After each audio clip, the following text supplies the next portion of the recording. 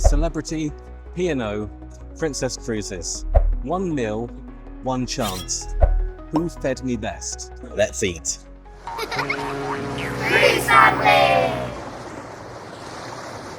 Hi, I'm Peter from Cruise Family, and I wanted to know who has the best food?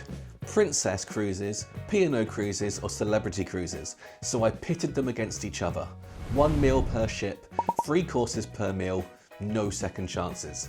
Because sometimes you don't need a tasting menu, you just need one great meal. Let's find out who fed me better. We begin where every good meal begins, the starters. P&O. I barely had any time to sit down before the service kicked into gear. Menus appeared, water was poured, and almost instantly my starter landed. Awesome. Oak smoked duck breast, served with pickled carrots and a sour cherry sauce. Visually, it really landed. The sauce circled around the plate with purpose, and the whole thing looked thoughtfully put together, not just scooped and served. And it tasted as good as it looked. Smoky duck, tangy cherries, the whole thing had flavour and finesse. This was a proper starter, one I'd happily pay for on land. Great start. Princess. This was different. Service on Sky Princess wasn't rushed, it was attentive.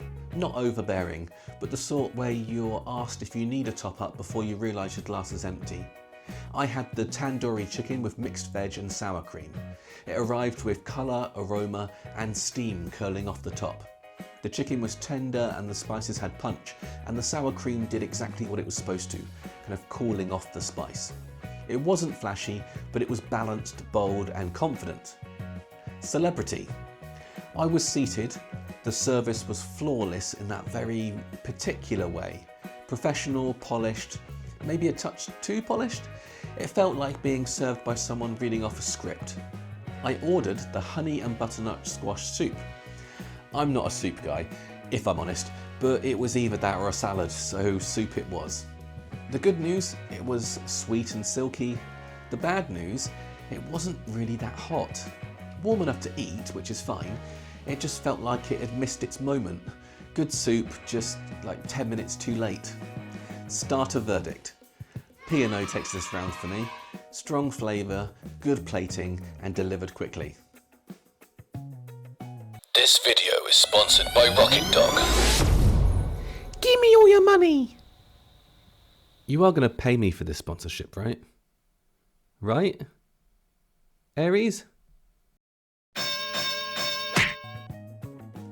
Now the main event. This is where the kitchen stops flirting and makes its move. P&O. I had a carved sirloin of beef with sweet potato fondant and béarnaise sauce. Looked very good when it arrived, neatly arranged, confidently presented. I asked for medium rare and that's what I got. But then I noticed the portion. It was small, and the béarnaise sauce, underwhelming. It looked the part but didn't deliver much in the way of flavour. If I'd been served this in a high street restaurant, I would have said it was fine. But on a cruise, I expect something more memorable. Princess. This was more like it. Steak, dauphinoise potatoes, mixed veg and a red wine sauce. The steak was slightly over medium rare but still juicy and had a satisfying sear. The sauce had body and depth. The potatoes were excellent, not the mushy sort that fall apart on the fork. These still had bite, layered with cream and just the right amount of garlic. You could tell someone in the kitchen really cared. Celebrity. Braised short rib with couscous. The plate was full and the portion was very generous. 4 big chunks of beef that fell apart under the knife. It had clearly been slow cooked and it tasted as good as it looked.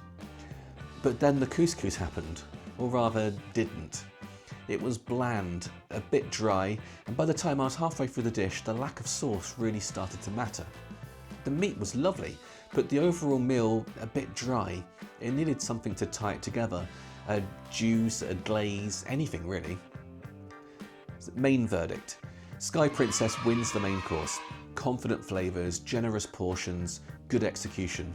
Celebrity had the flavour but lost points on balance. P&O fell short. Fine but forgettable. Dining room experience. Let's pause for a moment and talk about the spaces themselves. because dinner isn't just about what's on the plate, it's also about where you eat it. P&O's main dining room feels a bit like a hotel function room with ideas above its station. It's big, polished, and designed to move people efficiently, which it does. But the vibe kind of lacked a warmth. The service was fast, but almost too fast, like they were playing Beat the Clock. Not rushed exactly, but definitely brisk. Celebrity. The Moonlight Sonata dining room is light, bright and double height, with cascading chandeliers and modern artwork that adds a real sense of occasion. There are textures and decor here that says, "We're here to impress," and it does. The service is textbook fine dining, polished, professional and very, very choreographed. If that's your thing, you'll love it. Princess Cruises splits the difference. It's elegant without being intimidating. Tables were well spaced, service was friendly but attentive, and the whole atmosphere was more relaxed. Round 3, dessert. Oh no, P&O. After such a strong start, this pudding was a real letdown. Sticky muscovado pudding with mascarpone, except there was nothing sticky about it, it was just a dry sponge. The mascarpone felt like an afterthought. I suppose the sticky bit was maybe the fondant on the plate, but there just wasn't much flavour to it. It felt like a dessert designed to tick a box rather than end a meal. For me, dessert matters, and this didn't. Princess, a heart-shaped chocolate mousse with a biscuit base and a raspberry glaze. It looked fun, playful even, and the mousse was light and rich. The raspberry topping sharp and tangy, the biscuit base gave it crunch. It all worked beautifully. If I have one complaint, it's this. It was too small, I wanted more. Celebrity, apple pie and ice cream. I groaned a little bit when I saw it on the menu. I've had too many average apple pies in my life, but this was not average. This was apple pie, capital A, capital P, and a big portion too. Crisp pastry, apples that were soft but still had bite. Sweet, tart, and served with some of the creamiest vanilla ice cream I've ever had on a cruise ship. No contest, celebrity wins dessert. The final verdict. Each of these meals gave me something. P&O started well, stuttered in the middle, and limped at the end, finishing in third place. So that leaves Celebrity versus Princess. Celebrity finished very strong. That dessert was genuinely excellent, and it did feel like the most ambitious overall. Princess stayed steady throughout, with a standout main course. This was tough to decide, but when everything is taken into consideration, I have to give it to Princess Cruises. If you like the look of that meal and want to know what the rest of the ship is actually like, watch our full Sky Princess guide here. And if you're thinking about booking a cruise and want honest advice without the fluff, hit subscribe. We're Cruise Family and we're here to help.